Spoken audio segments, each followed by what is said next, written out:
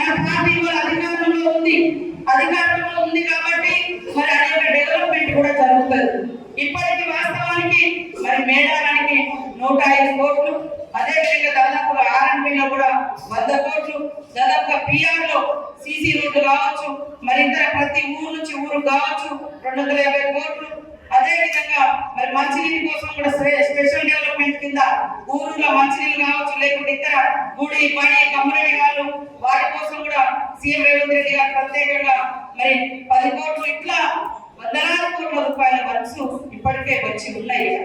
Election code ఉంది కాబట్టి చాలా పనులు పెండింగ్ లో ఉన్నాయి. ఎలక్షన్ అయిపోయిన తర్వాత ప్రతి ఊర్లో మరి మనం గతంలో ఎన్నికలలో ఏవేవైతే ఒప్పుకున్నామో అవన్నీ కూడా చేయించే బాధ్యత నాది.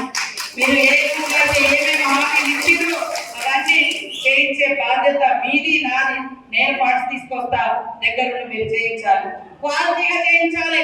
కొన్ని సిసి రోడ్లు గతంలో గత ప్రభుత్వంలో సిసి రోడ్లు పోతే ఇటు పోసేది తెల్లారి పడిపోయింది. అట్లా కాదు, మన ఆరోగ్యుడు చెప్పిన 100 ఏళ్ళు గుర్తుండే పనులు చేద్దామని. నేను ఆరోగ్య ఎన్నికల ముందు నా మీద ఎంతో కుట్ర చేసారు, రకరకాల ప్రయోగాలు చేసిరు, రకరకాలుగా ఇబ్బందులు పెట్టారు. కొంతమంది వదిలిపెట్టి అధికార పార్టీని వదిలిపెట్టి వచ్చిర్రు. కానీ అప్పుడు వచ్చినప్పుడు వాళ్ళందరినీ కూడా మనం హక్కున చేర్చుకోవాల్సింది, ఎందుకంటే ఎన్నికల కంటే ముందు కూడా వచ్చారు. ఇప్పుడు మళ్ళీ ఎన్నికలు, ఈ ఎన్నికలలో కూడా మనం ఎక్కడెక్కడ వీక్ ఉన్నాం, ఎక్కడెక్కడ మైనస్ ఉంది, మనమంతా ఓవర్లుక్ లో పోవద్దు. కూడా ప్రతి ఓటు ప్రతి ఇల్లు మనకు ముఖ్యమే.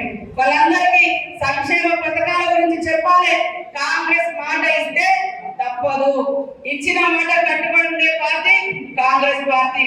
7 లక్షల కోట్లు అప్పించిపోయిన కేసీఆర్ ఇవాళ కరువుందని బయటకు వచ్చిన అన్నాడు. 10 ఏళ్ళల్లా పంటలు మునిగినా, పంటలు వెళ్ళినా, ఓ రైతు చచ్చిపోయినా, ఓ నిరుద్యోగి చచ్చిపోయినా ఎక్కడికన్నా వచ్చి రాని అడుగుతున్నా. ఈ రోజు వాళ్ళ బిడ్డ జైలుకు పోతే వాళ్ళ పెద్ద ఫోన్ కూడా విన్నంత దుర్మార్గం గత ప్రభుత్వం. నీ భార్య ఫోన్ చేస్తే కూడా నీ మీద నిలబెట్టి ఏం మాట్లాడుకుంటున్నది అంతా కుటుంబంలో. ఇప్పుడు మా కస్తూరి బాలైనా, మోడల్ స్కూల్ అయినా, మరి వందలాది ఊళ్ళలో అంగన్వాడీ సెంటర్ బిల్డింగ్స్ అయినా చాలా వరకు మరి ఆ రోజు కాంగ్రెస్ ప్రభుత్వం అదేవిధంగా సెంట్రల్ మినిస్టర్ గా వారు ఉన్నప్పుడు తీసుకురావడం జరిగింది. ఇంకా వారికి ఉన్నటువంటి అనుభవంతో కాబట్టి ఏదున్నా నేను ఒకటే ఇందాక చెప్పినట్టుగా ఎంపీ ఎలక్షన్స్ లలో ముందుగానే మీ అందరితో మీటింగ్లు పెట్టి మండల ఇన్ఛార్జీలను కూడా ఇస్తాం. 10వ తారీఖు నుంచి మీకు అందరికి ఉగాది దాకా సెలవు అంటే గ్రౌండ్ వర్క్ చేసుకోవాలి. ఉగాది తర్వాత ఒక్క నెల రోజులు కష్టపడండి. 5 ఏళ్ళు మేమిద్దరం ఉంటాము, ఖచ్చితంగా అద్భుతాలను సృష్టిస్తామని తెలియజేస్తాము. నాకు ఎందుకంటే కేంద్రంలో వచ్చేవాడిని ఈ మనలాంటి వెనుకబడ్డ ప్రాంతాలకు లక్షల నిధులు, కోట్ల నిధులు ఉంటాయి. కానీ గతంలో ఒక్క రూపాయి కూడా తీసుకురాలే వాళ్ళు. బలరామన్నకు తెచ్చే అనుభవం ఉంది, తెచ్చిన పరిచయాలు ఉన్నాయి, చేయగలుగుతాడు. కాబట్టి నాకు తోడుగా ఉంటే ఒకరోజు ఒకరమైనా కూడా ఎప్పుడు ఏరియాలో అందుబాటులో ఉండి పని చేస్తాం. దయచేసి అశ్రద్ధ చేయకండి, ప్రతి ఇంటికి వెళ్ళి ఓటు అడగండి. ప్రజలకు మేము ఇచ్చిన గ్యారంటీలు ఇవి అమలైనాయి, ఎన్నికలు అయిన తర్వాత మిగతాయి కూడా చేస్తామనేటువంటి వాగ్దానం. అసలు 3 రంగుల జెండా కూడా వాళ్ళు పట్టుకోలేదు. పోయినసారి ఇంటింటికి తిరంగ జెండా అన్నాడు కదా మోడీ గారు. అరే మనం అంతకుముందు ఎగిరేయలేదా? ఎందుకన్నారు? వాళ్ళు ఎగిరేయలేదు. బీజేపీ కానీ ఆర్ఎస్ఎస్ కానీ 3 రంగుల జెండా ఎగిరేయడానికి వాళ్ళు వ్యతిరేకం. ఇలా వాళ్ళు వచ్చి కాంగ్రెస్ దేశద్రోహుల పార్టీ అంటారు. దేశం కోసం పోరాడింది కాంగ్రెస్. తిరంగ జెండా కోసం జెండాను పట్టుకుంటే బ్రిటిష్ వాడు కాల్ చేస్తుంటే కూడా ప్రాణాలు అర్పించుకుంటూ 3 రంగుల జెండాను పట్టింది ఈ దేశ పౌరులు, కాంగ్రెస్ కార్యకర్తలు, కాంగ్రెస్ నాయకులు. మరి అట్లాంటి జెండాను ఇలా మీ ఆర్ఎస్ఎస్ పార్టీ గద్దె ఆఫీస్ మీద ఈ రోజు వరకు కూడా ఎగిరేసుకున్నటువంటి మీరు దేశభక్తులు, కానీ మేము దేశద్రోహులమా? దేశం కోసం ఇవాళ నెహ్రూ గారు 14-12 సంవత్సరాలు జైలు జీవితం అనుభవించారు. మరి దేశం కోసం ఇందిరాగాంధీ గారు తన జీవితాన్ని ఇచ్చేసింది. కాబట్టి ఇట్లాంటి మనం అన్ని కూడా విషయాలను చెప్పాలి. కాంగ్రెస్ అంటేనే కష్టజీవుల పార్టీ, పేదల పార్టీ. పేదలకు భూములు ఉండాలి, ఇల్లు ఉండాలి, ఉద్యోగం ఉండాలి, పేదలు బాగుండాలని కాంగ్రెస్ పార్టీ. ఇలా బీజేపీ పార్టీ వచ్చింది, కార్పొరేట్ కంపెనీలు ఒక్కటన్నా ప్రభుత్వ ఉద్యోగ సంస్థలు ఇచ్చే ప్రభుత్వ పరిశ్రమను పెట్టిరా. కాంగ్రెస్ ఉన్నప్పుడే పెద్ద పెద్ద పరిశ్రమలు తీసుకొచ్చి లక్షలాది మందికి ఉద్యోగాలు ఇచ్చినటువంటి పరిస్థితి ఆనాడు ఇందిరమ్మ, మరి మన్మోహన్ సింగ్ వరకు. కానీ ఈ రోజు ఏది ఇచ్చినా ఆదాని అంబానీ, ఆదాని అంబానీ. మీరు వాడే cell, sim card Jio Ambani, Reliance Adani. మరి బిఎస్ఎన్ఎల్ ఎవరిది? గవర్నమెంట్. బిఎస్ఎన్ఎల్ సిగ్నల్ రాదు. నా సిమ్ బిఎస్ఎన్ఎల్, నాకు 40 రోజులు అసలు హైదరాబాద్ ఒక సిగ్నలే లేదు, ఎటువంటి సిగ్నలే ఉండలేదు. లాస్ట్ మనం ఇంకొక సెల్ తీసుకోవాల్సిన పరిస్థితి వస్తుంది. మీరు ఫోన్ చేసినప్పుడు ఫోన్ కావాలి. అది ఎందుకంటే బిఎస్ఎన్ఎల్ హైదరాబాద్ లో కేంద్ర వ్యవస్థలన్నీ నాశనం చేసి వాళ్ళు మొత్తం ఆయన దోస్తులకు దోసి పెడుతున్నారు. కానీ ఇందిరమ్మ రాజ్యంలో పేదలకు పంచిపెట్టడం, పేదల భక్తులను బాగు చేయడం, పేద పిల్లలకు ఉద్యోగాలు ఇవ్వడం, ఇది కాంగ్రెస్ లక్ష్యం. కాబట్టి దయచేసి వాళ్ళ మాటలు, వీళ్ళ మాటలు, మాయ మాటలు పట్టించుకోకుండా మీరందరూ కూడా కాంగ్రెస్ పార్టీని బలోపేతం చేసుకోవాల్సిన అవసరం ఉంది. అక్కడక్కడ కొంతమంది పార్టీలో కలవడానికి వస్తున్నారు, మాట్లాడుకుందామంటే అంత దుర్మార్గానికి పాల్పడ్డారు, అంత అన్యాయం చేశారు, 7 లక్షల కోట్లు అప్పు చేశారు. కాబట్టి ఆయన కూడా సీఎం రేవంత్ రెడ్డి గారు, మన క్యాబినెట్ మినిస్టర్స్ ఎప్పటికప్పుడు కూర్చొని మరి మాట్లాడుకొని ఇచ్చిన మాట ప్రకారం ప్రతి మహిళ ఈ రోజు ఉచితంగా బస్సు ఎక్కుతున్నారు. ప్రతి ఇంట్లో 200 యూనిట్ల కరెంటు ఖర్చు వేసినట్టే ఫ్రీగా ఇస్తున్నారు.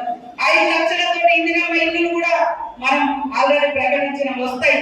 రైతు బంధు కూడా 92-93% రైతులకు వచ్చింది. పెద్ద పెద్ద రైతు తాగింది తప్పకుండా. గతంలో అయితే ఎంతమంది రైతులకు ఇచ్చిరో ఈ అందరికి కూడా వస్తాయి, వేస్తూనే ఉన్నారు, వేస్తారు. అట్లాంటిది ఎక్కడ ఆపలేదు. కావాలని టీఆర్ఎస్ నాయకులు మరి రైతు బంధు రాలేదు, రైతు బంధు రాలేదని మరి మోసపూరిత మాటలు మాట్లాడుతున్నారు. 92% రైతులకు ఇచ్చారు. రానిది ఎవరికంటే కేసీఆర్ ఫామ్ హౌస్ కు రాలేదు, కేటీఆర్ ఫామ్ హౌస్ కు రాలేదు, కవిత ఫామ్ హౌస్ లకు రాలేదు. కానీ రైతులకు వస్తున్నాయి.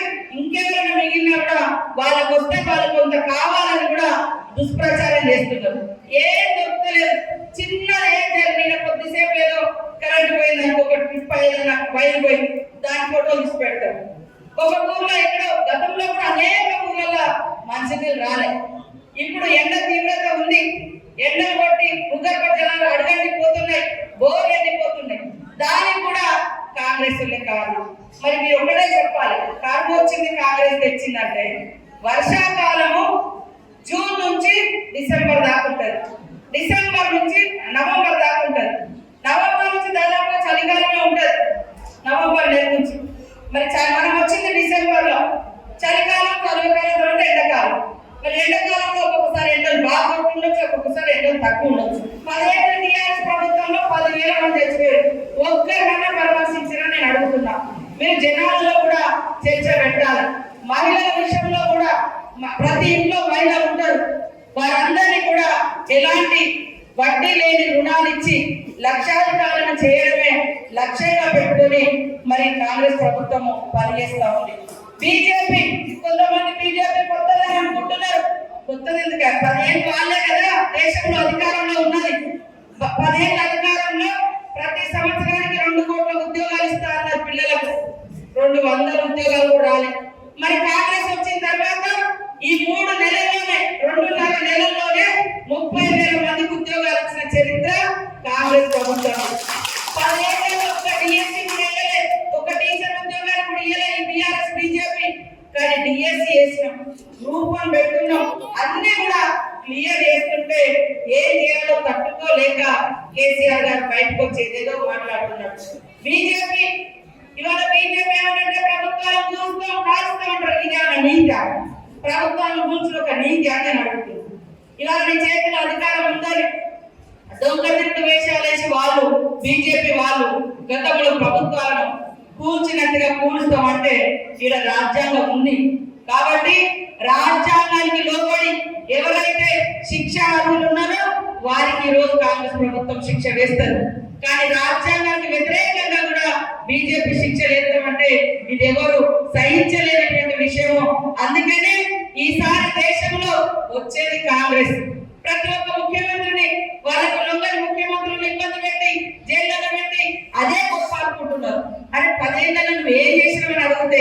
అటు రాముడు చూపెడుతున్నాడు, లేకపోతే అక్షింతలు ఇస్తున్నాడు.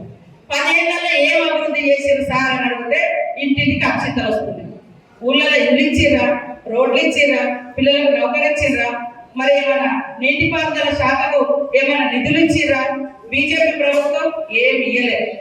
ఏమంటే అక్షింతలు, అక్షింతలు రామాలయం వచ్చినప్పుడు మన ఊళ్ళలో కూడా మనము రాముని ప్రతిష్ట చేస్తాము, ఆంజనేయుని చేస్తాము, వెంకటేశ్వర స్వామి చేస్తాము. ఆ రోజు అందరూ ఆ ఊళ్ళందరూ పోతారు, అక్కడే అక్షింతలు తయారు చేస్తే వేస్తారు. ఢిల్లీ నుంచి ప్రజలు ఏమడుగుతున్నారు? మాకు ఇస్తారన్న 15 లక్షల ఉద్యోగం, 15 లక్షల రూపాయలు బ్యాంక్ అకౌంట్ లో ఇస్తాడు. జన్ధన్ ఖాతాలు తెరవండి తొందరగా ఇస్తాడు. జన్ధన్ ఖాతాలు తెరిచి ఒక్కరికన్నా 1,00,000 రూపాయలు వచ్చినాయా? కాంగ్రెస్ ఉన్నప్పుడు 500 సిలిండర్ ఉండే, మరి బీజేపీ వచ్చినాక 1200. ఇప్పుడు మన కాంగ్రెస్ వచ్చినాక రాష్ట్రంలో 500కే మనం సిలిండర్ ఇస్తున్నాం. అవునా కాదు? మన అదే పొలమైన నౌకర్లు అడిగితే అక్షింతలు, ఊరు అభివృద్ధి అడిగితే రాముడు, ఊరు నిజాగితే ఆంజనేయుడు, దేవుడు పేరు పెట్టుకుంటాడు. అంటే దేవుడు అనేది ఒక్కొక్క ఊరికి ఒక దేవుడు ఉంటాడు, ఒక్కొక్క మతానికి ఒక్కొక్క కులానికి ఒక దేవుడు ఉంటాడు. మరి ఎల్లమ్మ దేవుడు, బీసీలు కాకమయ్య దేవుడు, ఇంకొకరు మరి సమ్మక్క దేవుడు, మన ప్రాంతంలో అందరూ సమ్మక్క దేవుడు, ఒక ఊళ్ళో ఆంజనేయుడు పెట్టుకుని ఇట్లాంటి రాజకీయం వాళ్ళు చేస్తున్నారు. అందుకే మనం అడగాలి, 10 సంవత్సరాల బీజేపీ కాలంలో మన గల్లీకే వచ్చింది, మన ఊరికే వచ్చింది, మన ఇంటికే వచ్చింది. ఎంతసేపు మన పక్కన కూర్చున్నాడు ఏ మతపోడు ఏ గురపోడు ఇది నేర్పించిన ఈ బుర్ర. కానీ అందరూ ఐక్యంగా ఊరిని బాగు చేస్తున్నాం, దేశాన్ని బాగు చేద్దాం అనేటువంటి ఆలోచన వాళ్ళు ఇయ్యలేదు. కాబట్టి రాహుల్ గాంధీ గారు ఈ రోజు కష్టపడుతుంటే ఆ కుటుంబం మీద బండలేసి ఇబ్బంది పెట్టి మరి కాంగ్రెస్ లేకుండా చేయాలంటే, కాంగ్రెస్ లేకుంటే ఈ దేశానికి స్వతంత్రం వచ్చేది కాదు. కాంగ్రెస్ లేకుంటే మరి ఎన్నో లక్షల కోట్ల ఎకరాలకు ఇచ్చినటువంటి ప్రాజెక్టులు కట్టింది కాంగ్రెస్, పెద్ద పెద్ద యూనివర్సిటీలు ఇచ్చింది కాంగ్రెస్. బ్రిటిష్ వాడు పోయేటప్పుడు 2-3 ఊళ్ళకే కరెంట్ ఉండేనట. మరి ఈ రోజు దేశమంతా కూడా కరెంట్ ఇచ్చింది. రైతన్నుల కోసం రైతు చట్టాలు తీసుకొచ్చింది. పేదలు బతకడం కోసం ఇవాళ ఊళ్ళో 100 నెలలు నడుస్తుందంటే కాంగ్రెస్ తీసుకొచ్చినటువంటి చట్టం. కాంగ్రెస్ ఉన్నంతసేపు ఏది విడతలుగా భూములు మార్చింది. ఈ బీజేపీ కానీ బీఆర్ఎస్ కానీ ఒక్క ఎకరమైన భూములు మార్చిరా మీరు ఒక్కసారి ఆలోచించండి. కాబట్టి ఇవాళ దేశం కోసం పోరాటం చేసింది కాంగ్రెస్. దేశం కోసం పోరాడినటువంటి గాంధీని చంపింది ఇదే గాడ్సే. గాడ్సే అంటే బీజేపీ నాయకుల యొక్క మరి ఫౌండర్, ఆర్ఎస్ఎస్ పార్టీకి ఫౌండర్, బీజేపీకి ఫౌండర్ ఉన్నప్పుడే అటవీ ప్రాంతాల నుంచి సెంట్రల్ నుంచి వచ్చినటువంటి ఫండ్స్. కాబట్టి దయచేసి రకరకాల కుట్రలు కుతంత్రాలు రకరకాలుగా చెప్తున్నారు. బలరాం నాయక్ అంటే నేనైతే ఒకటే అంట, ఓలా శంకర్. ఆ ఓలా శంకర్ ఏ దాంట్లో వీళ్ళని దొక్కాలి, వాళ్ళని పెట్టాలి, పైకి ఒకటి లోపలికి ఒకటి ఆయన దగ్గర అసలే ఉంటుంది. నేను అది గమనించింది. కాబట్టి మొదటి నుంచి కూడా అదే మన ప్రాంత బిడ్డ, మన ఊరు బిడ్డ. మరి 10 సంవత్సరాల నుంచి అధికారం లేకుండా ఆయన ఎప్పుడు కూడా మంత్రిగా ఉన్నప్పుడే కూడా ఎంత అందరితో అన్న, తమ్ముడు, అక్క, పూజలు అనుకుంటూనే గౌరవిస్తారు. ఆయన ఎప్పుడు ఎవరిని తొక్కి పెట్టలేదు, అణిచి పెట్టలేదు. కాబట్టి మనం ఖచ్చితంగా ఇక్కడ ఉన్నటువంటి ప్రతి కార్యకర్త కాంగ్రెస్ నీరు అనుకునేటువంటి వాళ్ళు ఇవాళ ఎవరి కోసం జరిగే ఎన్నికలు కేంద్రంలో మన పార్టీ అధికారంలో రావాలి. అక్కడ అధికారానికి వస్తే 33 సంవత్సరాల తర్వాత రాజీవ్ గాంధీ గారు చనిపోయి 33 సంవత్సరాలు అవుతుంది. మరి ఒక్కసారైనా వాళ్ళ కుటుంబంలో 3 సార్లు ప్రధాని అయ్యారు. వాళ్ళ కుటుంబంలో ఒక్కరికన్నా ప్రధానమంత్రి వచ్చిందా? తీసుకున్నారా? తీసుకోకుండా దేశం కోసం, దేశ భవిష్యత్తు కోసం పాటుపడుతున్నటువంటి కుటుంబం, పోరాడుతున్నటువంటి కుటుంబం, త్యాగం చేసినటువంటి కుటుంబం ఇందిరమ్మ కుటుంబం.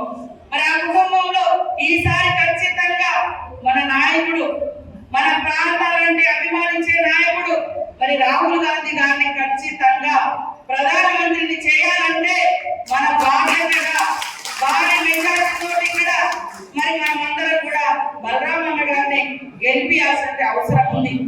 ఇవాళ మనం అనుకుంటాం ఎవరెక్కడ పోతుందిలే, ఇది ఎంపీ ఎలక్షన్ కదా, ఎంపీ ఎలక్షన్ కదా. నేను అక్కడే చెప్తున్నా, నా మీద కొంతమందికి అటు ఇటు ఉండొచ్చు, ఇక్కడ అయితే పార్టీ ఎవరు లేదు, త్యాగం చేసిన అయితే ఎవరు లేదు. వాళ్ళ కోసం కూడా మేము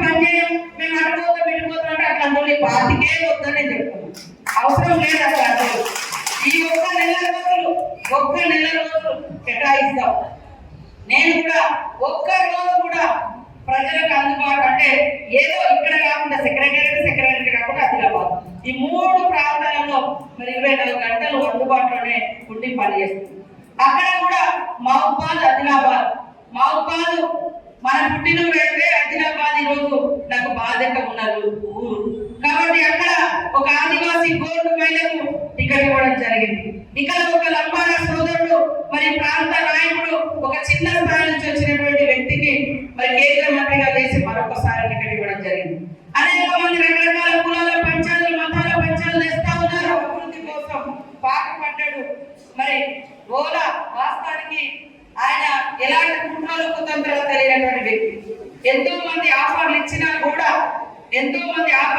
కూడా పార్టీ మారకుండా పనిచేస్తున్నాడు. కాబట్టి ఈ టికెట్ ఎంతో మంది ఆశించిన మరి సీఎం రేవంత్ రెడ్డి గారు బలరామన్న గారి యొక్క కృతజ్ఞత భావం తెలుసు కాబట్టి అవకాశవాదంతో పార్టీని మారకుండా ఓడినా గెలిచిన కాంగ్రెస్ నాకు ఒక అవకాశం ఇచ్చింది. ఆనాడు గెలిచిన వెంటనే కేంద్ర మంత్రి చేసింది అనేటువంటి భావంతో ఈ రోజు వరకు 2 సార్లు ఓడిపోయినా కూడా పార్టీలో ఉన్నాడు. కాబట్టి మరి అది దృష్టిలో పెట్టుకొని సోనియమ్మ గారు, రాహుల్ గాంధీ గారు, ఖర్గే గారు, రేవంత్ రెడ్డి గారు అందరూ అనుకొని టికెట్ ఇచ్చారు. ఆ ఇచ్చిన టికెట్ ను మన ప్రాంతంలో మన అధికారంలో ఉన్నాం కాబట్టి మరి వస్తాం లేకపోతుండే కాకుండా భారీ మెజార్టీని ఆయన సొంత నియోజకవర్గము మన ములుగు బలరాం నాయక్ గారు. మా ఇద్దరిని కూడా పక్క ఊర్లే మా ఊరు ఆయన ఊరు దాటంటే మా ఊరు పోవాలి. కాబట్టి బలరామన్న కాంగ్రెస్ లో ఉన్నా నేను టీడీపీలో ఉన్నప్పుడు కూడా ఇంకా పార్టీలో విభేద అభిప్రాయాలు ఉండే ఆయనకు వేరే వాళ్ళం కానీ నాకు బలరామన్నతో ఎప్పుడు కూడా విభేదాలు లేదు. అన్న చెల్లెల్లాగా మేము కలిసి పనిచేసాం. ఏ ప్రోగ్రామ్ ఉన్నా కూడా కలిసి చేసినాం. ఇవాళ ఈ రోడ్డు కూడా వారు కేంద్ర మంత్రిగా జంగాలపల్లి నుంచి గాంధీనగర్ దాకా ఇవాళ ములుగు హాస్పిటల్ మా సోదరులు తెలుసుకోవాలి. అప్పుడు నేను ఎమ్మెల్యే ఉన్నా ఆయన కేంద్ర మంత్రిగా ఉన్నాడు. 5 కోట్ల నిధులు వారు తీసుకొస్తేనే హాస్పిటల్ కాకపోతే వేరే వాళ్ళ పేరు వచ్చింది. ఇవాళ నేషనల్ హైవే కోసం